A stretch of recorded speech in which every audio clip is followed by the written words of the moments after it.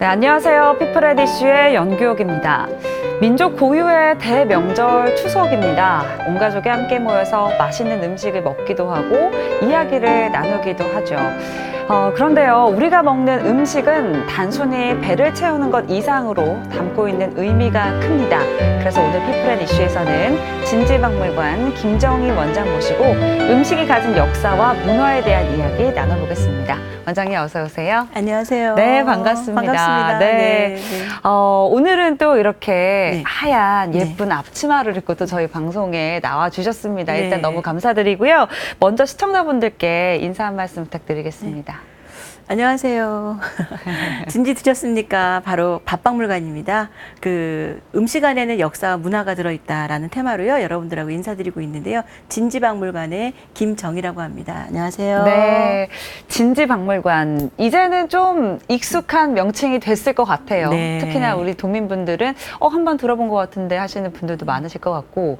근데 궁금합니다. 진지 드셨어요? 앞에서 말씀은 해주셨지만 진지박물관 어떤 곳인지 소개해 주세요. 말 그대로 밥박물관입니다. 진지 드셨어요라는 말씀 들어보셨잖아요. 네. 근데 많은 사람들이 이제 진지라는 말을 잃어버려요. 그런데 밥 안에 그 역사가 담겨 있고 문화가 담겨 있다라는 그 뜻으로 저희들이 이제 진지박물관이라는 걸 하고 있는데요. 사실은 어떻게 보면 음식은 먹어서 없어지는 거잖아요. 그렇죠. 그래서 무형의 것이기 때문에 사람들이 그 중요성을 몰라요. 하지만 그 안에 담긴 역사, 문화 이야기 그리고 뭐냐면 새로운 컨텐츠를 그걸 매개로 해서 그 컨텐츠를 만들어내는 박물관이라고 보시면 되고요. 저희는 사회적 기업입니다. 네.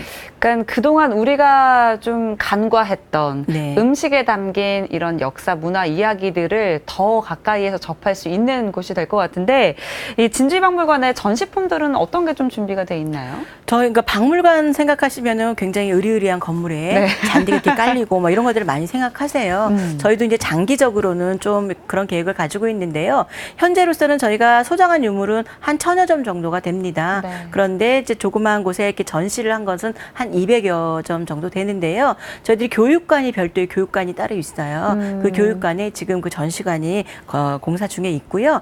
특히 저희 진지박물관은 밥을 먹으려면 저희의 그 특징이 바로 상위에다가 이렇게 밥을 먹잖아요. 그렇죠. 상위에 이제 예. 밥이랑 국이랑 예, 반찬 놓고. 예, 요새는 이제 식탁에다 먹지만. 그쵸. 그런데 그 소반이 지역별로 모양이라든지 크기나 이런 것들이 달라요. 네. 그런데 그 전국에 있는 북한 지역에 있는 것도 마찬가지고 그 소반들이 한 60여 점, 100여 점, 60점에서 한 100여 점 정도가 그 소장을 하고 있습니다. 그렇군요.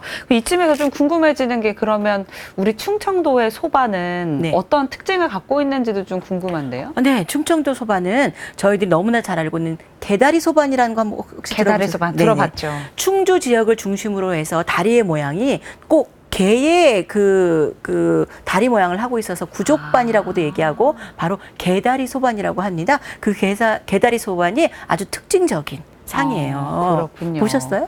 그럼요. 본 것 같아요. 지금 말씀을 해주시니까. 많이들 그 소반들을 그 좋아하시죠. 네네.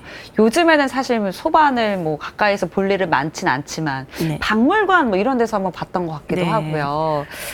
충청도는 개다리 소반. 실제로 소반이요. 저희가 네. 알고 있는 것보다 모양과 기능이 굉장히 다양해요. 어. 풍열반이라는 걸 저희 그 진지박물관에 오시면 그 풍열반이라는 걸 보실 수가 있는데 네. 옛날에는 부엌에서 그 안채까지 거리가 멀었잖아요. 그쵸, 들고 근데 그거 이동해야 들고 되죠. 이동하기가 어렵잖아요. 네. 그러니까 머리에 이고 어깨에 이게 받쳐질 수 있도록. 그러면 어떻게 해요? 앞은 보여야 되잖아요. 그래서 이렇게 구멍이 뚫려져 있는 양반들의 반이죠. 소반이죠. 그걸 풍열반이라고 하는데 그런 것들도 있습니다. 어깨에 얹혀서 네. 앞에 볼 수 있게끔 기능성이네요, 완전. 네, 실제로 우리가 그 병풍이라든지 네. 옛 그림에 보면 그런 것들이 있어요. 근데 그런 것들을 직접 경험해 보지는 못하죠. 근데 오셔서 그 소반을 머리에 이고 어깨에 걸쳐 보면 굉장히 재밌어 하시더라고요. 언제 기회 되시면 한번 모셔서. 네, 꼭 방문해 보겠습니다.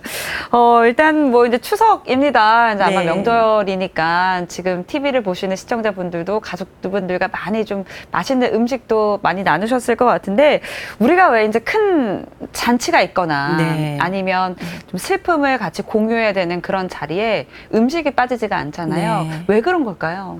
실은 음식 안에 제가 바로 이제 주장하는 게 바로 그거거든요. 음식은 단순히 모양과 맛으로만 이야기될 것이 아니라 네. 문화를 고스란히 담고 있다는 거예요. 저희가 아이가 태어나면 그 미역국을 먹고 그쵸. 그다음에 또 그 삼신 할머니를 위한 삼신상을 차리잖아요. 그런데 이 아이를 기원하는 그런 마음과 문화가 담겨 있는 거예요. 실제로 물가가 있는 그 마을에 보면 네. 그 우물이라든지 이런 데 제를 지내는 풍습이 있어요.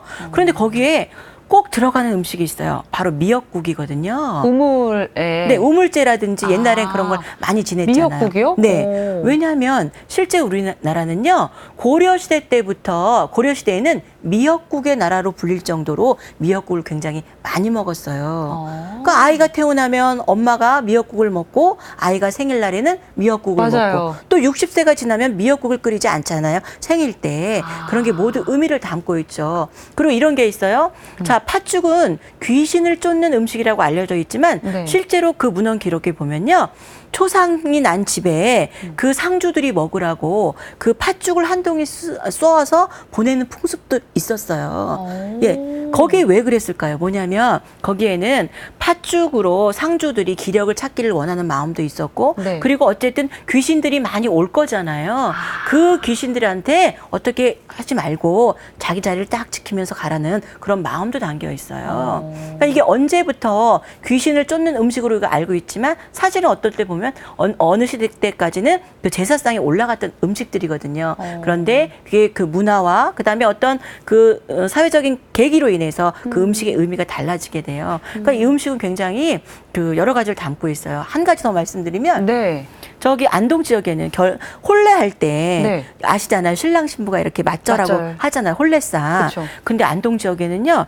이렇게 두부 한모가 올라가요. 신랑 그 앞 상에. 두부를요? 네. 근데 왜 그러냐면 마지막에 신랑이 젓가락으로 두부를 이렇게 뒤집어야 하는 순서가 있어요. 왜 그런지 아세요? 저는 처음 들었어요. 그쵸? 왜요? 그렇죠. 두부를 근데 왜 그런 줄 뒤집을까요? 아세요? 실은 두부는 네. 그 귀한 양반들만 먹었던 음식 중에 하나예요. 그러니까 고려 시대 때 들어와 가지고 귀한 음식이었는데 네. 그 연하잖아요. 그쵸. 근데 그 혼례를 치르게 되면 신부 집에서 하게 되잖아요. 이런 말도 생기고 저런 말도 생기고 하잖아요. 그런데 젓가락으로 두부를 뒤집어서 한다는 건 고난도 기술이죠. 그 긴장된 순간에. 그렇죠. 그게 부서지지 않도록 또 해야 되니까. 그러니까 예. 뭐냐면 열 손가락이 온전한 사람이에요라는 거를 그 자리에 모인 사람들한테 이렇게 알려주는 거거든요. 그런 숨은 이야기들이 숨어져 있는 게 바로 음식입니다. 와. 재밌죠? 와, 지금 그냥 계속 제가 이제 질문을 읽고 이제 네. 이야기에 몰입할 정도로 되게 흥미로운 얘기인데, 와, 이 두부를 뒤집는 거는 진짜 생각도 못 했습니다. 네. 그러니까 열 손가락이 멀쩡하다라는 걸 그 두부를 뒤집음으로써 이제 다 알릴 수 있는 게 되는 거고요. 되게 신기하기도 한데, 이렇게 진짜 음식이 담고 있는 역사와 이야기들이 참 많은 것 같습니다. 이제 우리가 예전부터 이제 의식주, 이제 가장 빼놓을 수 없는 이제 그 중에 음식이 될 텐데, 관장님께서 생각하는 음식도 좀 궁금합니다. 네. 음식은 정말 중요하죠. 네. 왜냐하면 사람이 태어나면서 모든 살아있는 거는 이 음식들을 먹어야지만 살 수가 있기 때문에. 근데 제가 궁금한 게 있어요. 네. 그 세상에서 가장 맛있는 된장찌개가 어떤 된장찌개세요? 뭐 엄마의 손맛이 담긴 된장찌개. 네, 맞습니다. 맞나요? 예, 예. 제가 이거를 강의를 하면 네. 10중에 9분은 그 엄마의 된장찌개라고 얘기를 하세요. 네. 그 중에 한 분은 이제 옆집 이모가 끓여주는 사실 이제 맛있는 이제 이모님이 끓여주신 데가 더 맛있긴 한데. 네, 근데 뭐냐면 네. 그게 왜 그러냐면 음식이 가지고 있는 다른 사람도 아니고 엄마의 된장찌개가 그런 이유는 엄마의 기억과 추억이 담겨 있기 때문에 그러는 것 같아요. 그리고 연세가 이제 드시면 드실수록 그 엄마의 된장찌개에 대한 그 아주 애틋한 향수 이런 것들이 있잖아요. 바로 그 음식에는 그런 게 담겨 있게 되죠. 그러면서 그게 시간이 지나면 역사가 되고, 그러니까 기록이 되고 역사가 되는 거죠. 그러면 식은 맛과 음식으로, 그러니까 그 모양으로만 이야기할 수 있는 게 아니라 네. 처음 봤을 때는 그 음식이 와, 이거 정말 맛있는 음식이야, 정말 예쁜 음식이야 라고 얘기하지만 시간이 지나게 되면 그 아름다운 음식을, 맛있는 음식을 함께 했던 사람들의 이야기가 존재하게 되잖아요. 그러니까 음식만큼 사람들과의 어떤 그 소통을 하게 해줄 수 있는 것들은 없는 것 같아요. 그래서 저는 음식은 소통이고 기억이고 추억이고 역사다, 이렇게 진짜 말씀드리고 싶습니다. 네. 한 번도 음식을 이제 네. 기억이나 추억과 연관시켜 본 건 적은 없었는데 말씀을 듣다 보니까 정말 그런 것 같아요. 그 음식이 담고 있는 그 순간을 네, 우리가 그렇죠. 기억하는 게 아닐까라는 생각이 또 들게 됩니다. 이제 사실 근데 이 음식이라는 게요, 이제 우리가 배가 고플 때 이제 살기 위해서 뭐랄까요, 이제 생계로 이제 먹었던 거라면 네, 네. 언제부터 그 범주를 좀 벗어나게 된 걸까요? 네. 그거를 이제 생각해 보면 네. 사실은 농사를 시작했다는 거를 한번 생각해 볼 수 있을 것 같아요. 사람들이 농사를 시작하게 된 거는 뭐냐면 안정된 먹거리를, 그쵸? 그쵸. 먹을거리를 해결하기 위해서, 식량을 해결하기 위해서 농경이란 것을 발명했다고 볼 수가 있거든요. 그래서 아주 화려한 음식이 존재했는가 하면 그 보릿고개를 넘겨서 생계를 유지했어야 하는 사람들도 있고, 그리고 6.25가 지나면서 저희는 뭐냐면 꿀꿀이죽이라는 가슴 아픈 음식의 이야기도 알고 있어요. 네. 그리고 혹시 아시는지 모르겠어요. 라면이 네. 저희가 라면 지금 굉장히 종류도 많고 그 맛도 다양하고. 예, 가끔 이렇게 특별식으로 먹기도 하잖아요. 네, 네. 근데 그 라면이 나왔을 때가 1965년이거든요. 그런데 그게 바로 그 일종의 값싼 가격에 배불리 먹을 수 있는, 국민들에게 배불리 먹을 수 있는 음식을 만들어내겠다라는 기업가의 정신이 담겨 있는 일종의 그 아픈 상처가 있는 음식 중에 하나예요. 그러니까 지금 보면 우리가 이렇게 화려한 음식의 반면에는 또 그 가슴 아픈 그 역사를 담긴 음식들이 있잖아요. 근데 굳이 그 생각하지 않고 네. 그 음식을 화려한 어떤 유희의 문화로서 받아들이게 된 것을 언제냐고 한다면 그 보편적인 걸로 보면 한 30년 정도밖에 안 된 것이 아닌가, 이런 생각이 들어요. 네, 그러면 이제 추석 때 송편을 먹는 이유는 네. 뭘까요?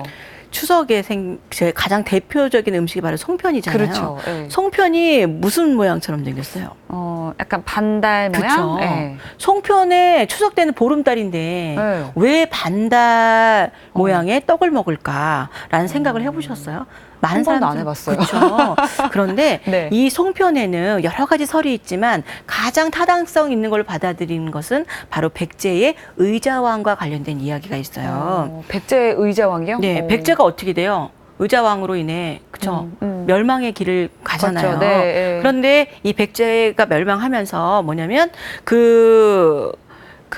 의자왕의 그 꿈에서 그 도깨비불이 나타나는 거예요. 그래서 그걸 막 쫓아갔는데 거기 도깨비불이 있는 곳에 그 땅을 파보니까 거북이 한 마리가 나와요.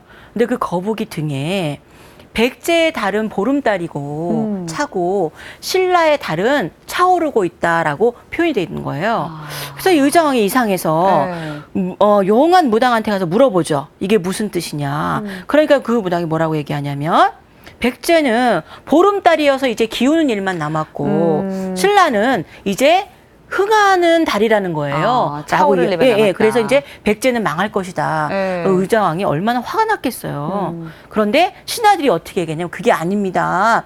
백제는 보름달이라서 더 번성할 것이고 신라는 반달인 것은 아직 불안정하기 때문에 그 혼란이 많을 겁니다라고 왕한테 이제 진언을 하게 되죠. 근데 신라 사람들 그 얘기를 듣고 야, 그게 아니라는 걸 보여줄 거야. 그러면서 속이 꽉 찬 송편을 만들어서 그 차오르는 달 모양을, 반달의 달 모양을 만들어서 먹었던 데서 유래해서 바로 송편을 먹어요. 네.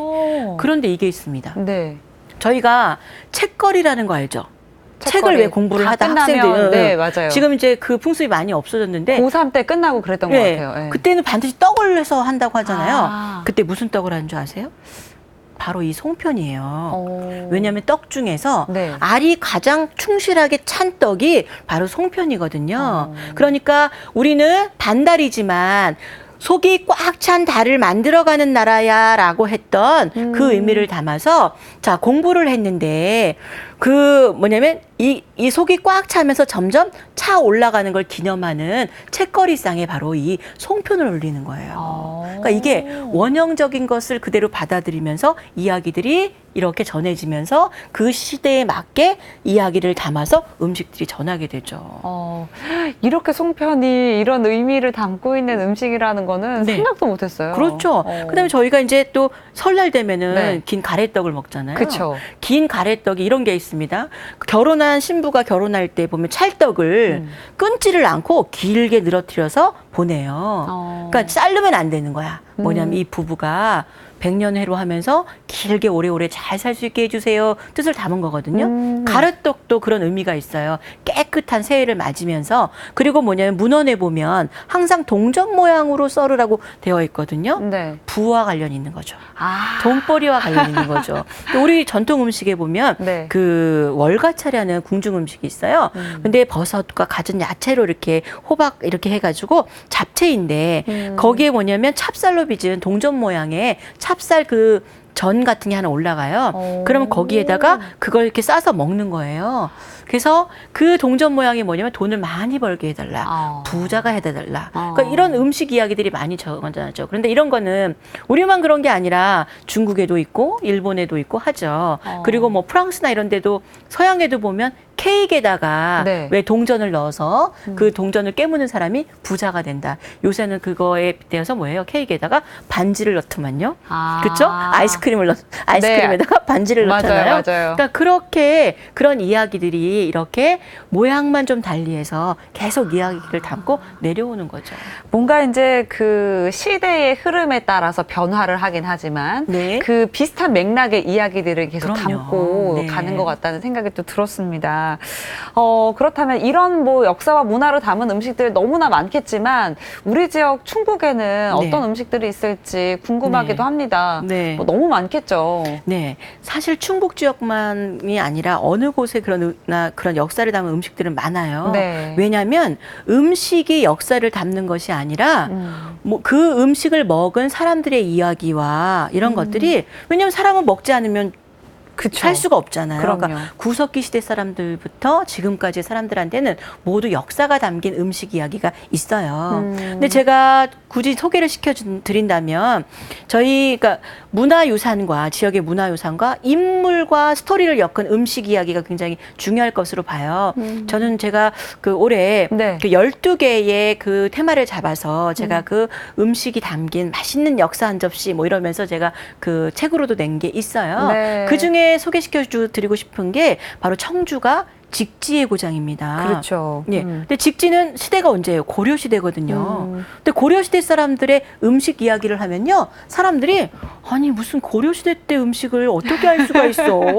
조선 음식도 어려운데 그쵸. 이렇게 말씀을 하세요. 네. 근데 가만히 생각해 보시면 고려가의 직지를 만들 때가 1377년이에요. 맞아요. 그리고 세종대왕 우리 초정야수 축제를 하잖아요. 그때가 바로 1492년 조선이 개국된 게 1392년이에요. 불과 몇 년 차이가 안 난단 말이죠. 그렇네요. 그리고 그 뒤에 한 20년 뒤에 산가요록이라는 그 1450년대에 산가요록이라는 조리서가 지금 남아 있어요.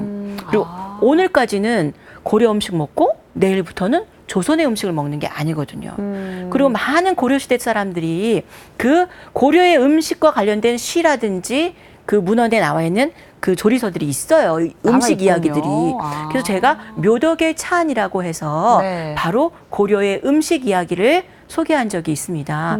작년에 이제 직지 페스티벌에 제가 이제 유네스코 관계자분들한테 그 음식을 소개한 적이 있는데요. 우리가 너무나 잘 알고 있는 쌍화점.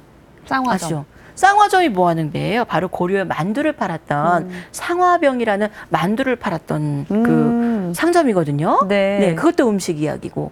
그다음에 저희 그 진천에 권근 선생님 무덤이 있어요.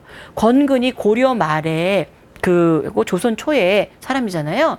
그 건근의 양촌집에 보면 두부 만드는 법에 대한 기록이 있습니다. 그런데 그 두부 만드는 그거에 대한 기록이 네. 바로 유일하게 남아져 있는 가장 오래된 조리서 산가 요록에 보면 가두포 만들기라고 해서 그게 기록이 되어 있어요. 무궁무진합니다. 그다음에 또 하나는 세종대왕이 초정약수에 오셨어요. 네. 오셔가지고 보면 그 효자에게 김덕숭에게 그 술과 고기를 나눠줬던 얘기가 나와요. 근데 어느 술이었을까요? 무슨 음식이었을까요? 바로 그것들이 기록이 되어 있습니다. 그리고 거기에는요, 세종대왕하고 관련해서는 앵두나무도 빼놓고 이야기할 수 없어요. 수박하고도 빼놓을 수 없어요. 수박을 그 수락관에서 수박을 훔친 사람에게 곤장을 때려서 유배를 보낸 기록도 있습니다. 그런 의궤나 이런 데에 보면 네. 굉장히 많아요. 그리고 사신들이 와요. 고려에도 그렇고 조선에 사신이 오면 그렇게 그 어떤 음식을 내놨든지 뭐 이런 기록들이 전부 있거든요. 그래서 그 충북의 컨텐츠는 바로 고려 말에서 조선 초의 컨텐츠가 많은데요. 그거와 관련된 음식 이야기가 정말 무궁무진하게 많아요. 그래서 이거를 그 충북의 음식 문화로 충분히 이야기할 수 있을 것 같고요. 또 하나 이런 게 있습니다. 그 손병이, 그러니까 동학군들이 어떤 음식을 먹었을까. 그다음에 저희가 매년 청주 야행이나 이런 데에서 네. 근대문화유산을 중심으로 해서 저희들이 그 야행을 하잖아요. 네. 근데 그 당시에 바로 저희들이 관사라든지 이런 것들이 1939년에 지어지는 건물들이거든요. 그때 유행했던 음악들과 그 음악 속에 나타난 음식 이야기들이 또 있어요. 그러니까 우리는 너무 이래서 충북 안에 지금 현재적인 행정적 구역으로 네. 과거까지 가둬놓는 거예요. 근데 그렇지 않았다는 거. 교역이 우리가 생각하는 것보다 훨씬 더 활발했고 지역 간의 교류도 굉장히 많다는 거. 이런 게 있죠. 충북에 아주 유명한 여인이 하나 있습니다. 네. 세계 최초의 그 태교 그 교과서를 쓴 사주당이 씨. 태교 신기. 네네네. 그 태교 신기의 가장 중요한 것은 음식이에요. 그래서 잘난 아이를 낳으려면 잉어를 먹어라. 그쵸? 이런 것도 있고, 그 다음에 머리가 명석한 아이를 낳으려면 무엇을 먹어라. 이런 것들이 있어요. 그런데 거기에 보면 해삼을 먹으라는 얘기도 있습니다.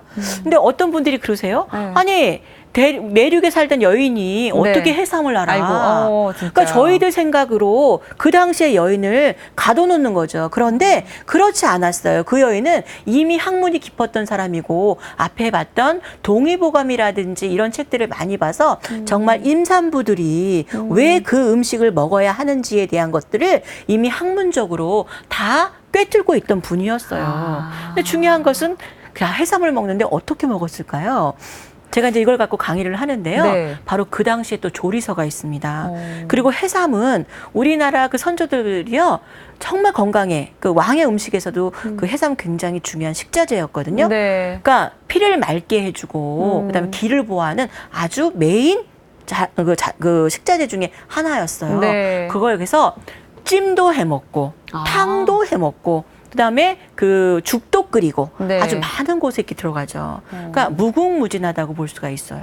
제가 그렇군요. 오늘 너무 간단하게 말씀드린 것 그러니까 같은데요. 너무 많으니까 그쵸. 이 시간에 다 말씀드릴 수 없는 게 좀 저도 아쉽다는 생각이 네. 자꾸 드는데 오늘은 이제 특히나 또 세상에서 가장 귀한 음식에 대해서도 말씀을 해주신다고 네. 하셨어요. 네. 네. 그러니까 저는 이제 귀한 음식이라고 하니까 자꾸 머릿속에 뭐 비싼 음식 뭐가 있을까, 뭐 캐비어, 그쵸. 이런 게 막 떠오르더라고요. 정말 화려하죠, 음식들. 네. 그리고 요새 젊은 청년들도 음식 얼마나 예쁘고 맛깔스럽게 잘 만드는지 맞아요. 몰라요.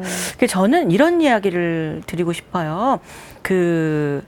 정말 귀한 음식이라는 게 뭘까? 그래서 제가 무슨 옛날 것만 고집하는 이런 게 아니라요. 그걸 바탕을 두고 음식이 발전해야 되지 않을까라는 제 개인적인 철학을 오늘 말씀드리는 거예요.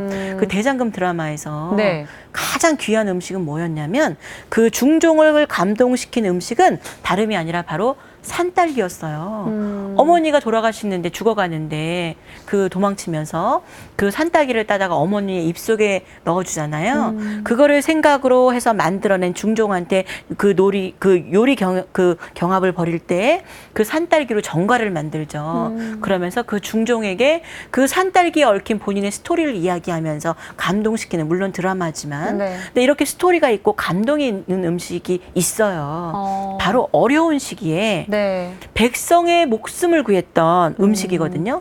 그러니까 이런 얘기가 있잖아요. 그 음식을 일컬어 천금 음식이라고 해요. 천금 음식. 예, 천금 음식 혹시 아세요? 글쎄요. 저도 이제 음식에 대해서는 좀 문외한이어서 뭘까요? 네. 뭐가 있을까요? 그러니까 이런 말이 있어요. 그 사람의 목숨은 천금과도 같다. 아, 네, 그렇죠. 그렇죠. 그리고 네. 천금같이 귀한 내 새끼라는 용어가 있죠. 음. 우리가 금도 귀한데 천금이면 천억까지는 잘 모르는 거야. 천금이면 정말 귀하다라는 표현이었잖아요. 그쵸. 근데 문헌에 보면 그 백성들을 구하기 위해서 어려운 시기에 그 구했던 그런 음식 이야기들이 그만큼 있어요. 가치가 있는 음식이라는 귀한 얘기군요. 음식이다 이런 네. 뜻이죠. 실제로 그 왕이요. 네. 뭐 가뭄이 들거나 어려운 시기가 되면 그 우리 임금님들은 그 왕들은 12첩 반상을 먹었을 거라고 생각하잖아요. 네. 12첩을 근데 그게 일상적으로 그렇게 드셨던 건 아니에요. 근데 곳곳에서 올라오는 그 음식들로 가짓수들이 많잖아요. 네. 근데 그 백성들이 어려우면 감선을 해요. 그래서 감선한다라고 얘기하거든요. 뭐냐면 반찬의 가짓수를 줄여서 백성의 고통과 함께하는 거예요. 그리고 그 어려운 시기일수록 먹고 사는 문제가 제일 우선이잖아요. 그렇죠. 지금도 기본이 그게 되는 거고. 맞아요. 그래서 이 백성들의 고통을 나누는 뜻에서 그리고 어떻게 하면 이 백성들을 뭐 농사가 잘 안 돼서 곡물이 없는데 이 백성들이 어떻게 배고픔을 좀 덜게 할 수 있을까? 그리고 못 먹게 되면 어떻게 몸이 막 붓고 막 이러잖아요. 네. 그래서 저희들이 구황작물이라는 용어를 많이 들어봤을 거예요. 근데 그걸 작물로 그냥 먹는 게 아니라 그거를 이렇게 해서 먹어라라고 해서 정부에서 만들어서 백성들한테 이렇게 만들어 나눠주게끔 한 음식들이 있습니다. 그 음식이 바로 천금 음식. 네, 그러면 이제 천금주는 뭐 술일 텐데 어떻게 만들어진 술일까요? 사실 그 누룩이 들어가고 발효를 시키니까 이제 네. 술이라는 주자가 붙었는데요. 술이라기보다는 음식이에요. 근데 뭐냐면 찰볏짚과 네. 북나무라는 나무가 있어요. 그 나무로 우려내서 거기에 밀가루하고 쌀을 아주 많지가 않으니까 넣고 누룩가루를 넣어서 발효를 시켜서 그 음식을 먹으면 붓기가 가라앉고 염증이 사라진다라고 돼 있어요. 그런데 지금 현재 그 북나무는 식용이 금지되어 있어요. 왜요? 네. 그러니까 그게 그 소독력이 강해서 피부병이나 이런 데에는 쓸 수 있지만 식용으로는 식약청에서 금지시킨 거고요. 그다음에 그 솔잎죽은 네. 그 죽을 끓이는데 바로 솔잎을 빻아서 그 물기를 빼내고 그걸 말려서 가루를 내서 끓이는 죽이에요. 우리 소나무 껍질을 먹었다는 얘기는 들어봤잖아요. 네. 그런 차원이 아니라 이건 음식이에요. 그런데 또 재밌는 게 하나 있습니다. 이 솔잎죽은요. 많이 먹으면 솔잎이 변비를 유발시켜요. 그래서 왜 모모가 찢어지게 가난하다 이런 말 들어보셨죠? 알죠. 네. 근데 그게 학문. 네네네. 그런데 그게 변비가 많이 걸리기 때문에 그러거든요. 근데 그 책에는 있잖아요. 그 고조리서에는 뭐냐면 날콩을 먹으면 괜찮은 거예요. 날콩. 네, 그래서 변비 효과가 있다는 그래서 거죠? 이 레시피 중에 그걸 바탕으로 한 현대인들이 먹기 좋은 그 죽으로 응용을 해서 말씀을 드리면 바로 콩가루와 솔가루와 맵쌀가루를 넣어서 죽을 끓여 먹으면 그 효과를 다 보실 수가 있어요. 이렇게 응용할 수가 있죠.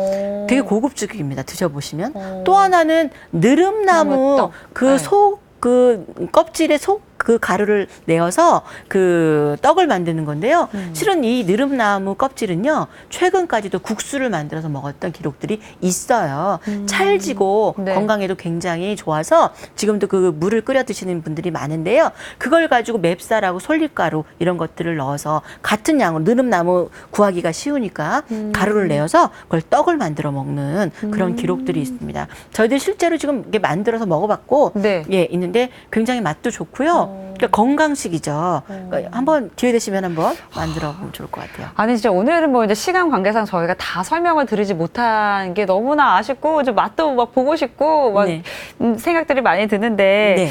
기회가 된다면 진짜 네. 진지박물관에서 하는 프로그램에 좀 참여해 보시는 네, 것도 네. 시청자분들께도 좀 권유드리고 싶습니다.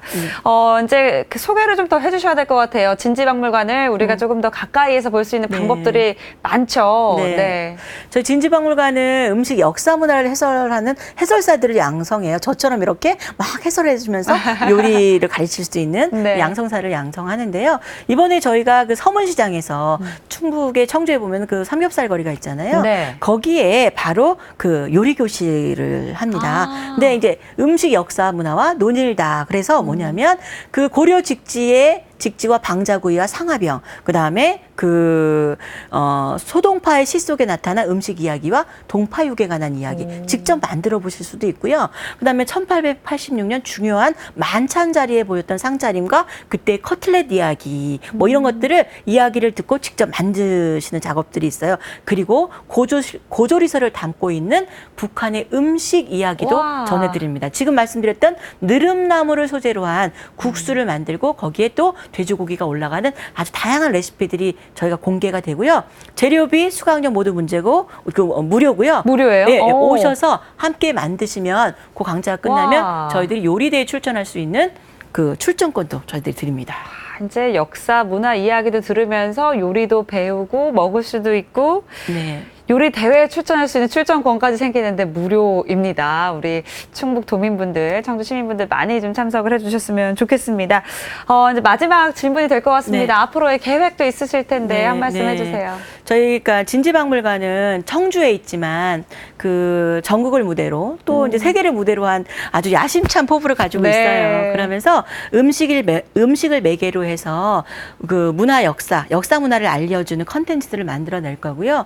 그리고 야, 청주에 가면 이런 음식이 있어, 이런 문화 상품이 있어라는 것들을 그러니까 단순히 음식만 치중하는 게 아니라 그걸 매개로 해서 상품들을 많이 만들어낼 거예요. 저희들이 그 고려와 관련돼 있는 그걸 주제로 한 공예품이라든지 이런 실생활에 그 가깝게 적용할 수 있는 거. 지금 제가 오늘 이렇게 앞치마를 하나 이렇게 곱게 그러니까요. 입었는데요. 네. 이것도 뭐냐면 저희들이 디자인을 해서 청주를 상징하는 또 고려를 상징하는 앞치마들을 여기 청주의 그 한복거리에 있는 그 원장님과 논의해서 이렇게 만들고 있거든요. 이런 것들이 전부 문화상품이 될 거고요. 그 경제 활성화 그리고 모든 또 문화로 잘 사는 그런 그 도시를 만드는데 일조를 좀 하고 싶습니다. 네. 기대해 주세요. 네, 저희도 응원하겠습니다. 오늘은 진지박물관 김정희 원장과 함께했습니다. 원장님 감사합니다. 고맙습니다. 네, 이렇게 우리의 음식에는 과거와 현재 그리고 미래를 이어주는 역사와 문화가 있습니다. 이 귀한 음식과 함께 음식이 담고 있는 역사 문화에 대해 더 관심을 가져보면 어떨까요? 피플 앤 이슈 오늘은 여기서 마칩니다. 시청해주신 여러분 고맙습니다.